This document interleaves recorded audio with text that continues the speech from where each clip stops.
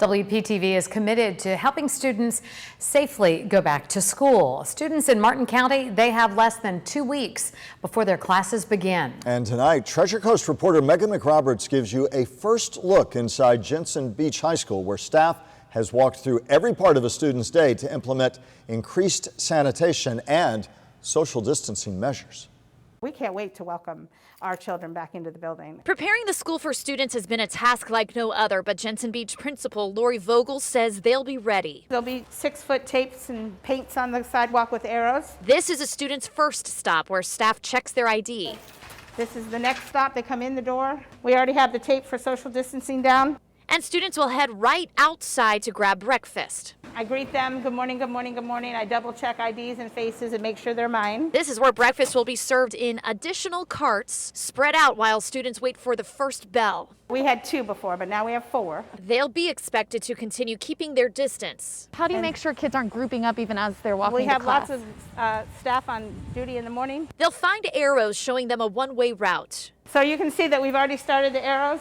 All the way to their building. So everyone will go this way. Then once inside, the arrows guide students in one way to their class. All the traffic in this hallway will go to the north side of the building. Laid out so students can get nearly anywhere in the school within 3 to 4 minutes, while passing COVID safety reminder signs throughout the hallways. Once in their class, this room is totally measured out. Desks will no longer be grouped together. No, they would probably be in squares of 4 or 6. Instead, spread out and facing forward. If everyone's facing forward, they're not going to get the germs from the person behind them. With no more than 25 desks in any room, unlikely to all be needed.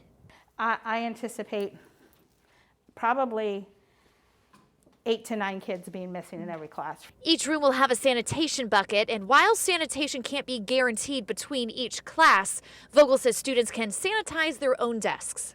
Clorox wipes, hand sanitizer, spray for the desks, wipes for computers, and gloves for whatever they might need. Now let's say it's lunchtime. There are more one-way arrows guiding them outside. We're going to have tables with umbrellas all spread out so the kids can social distance outside here. Cafeteria carts spread out all over this courtyard. We're going to spread everybody out as far as we can. And when weather takes a turn. If there's heavy rain, we have a gymnasium, we have an auditorium lobby, a gym lobby, and the cafeteria. There will be more hand washing stations and sanitizers here too. And if they're in the cafeteria, that will also have a much lower capacity.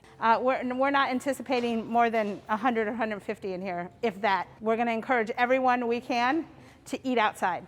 Vogel says she feels ready to help children feel safe and excited about coming back.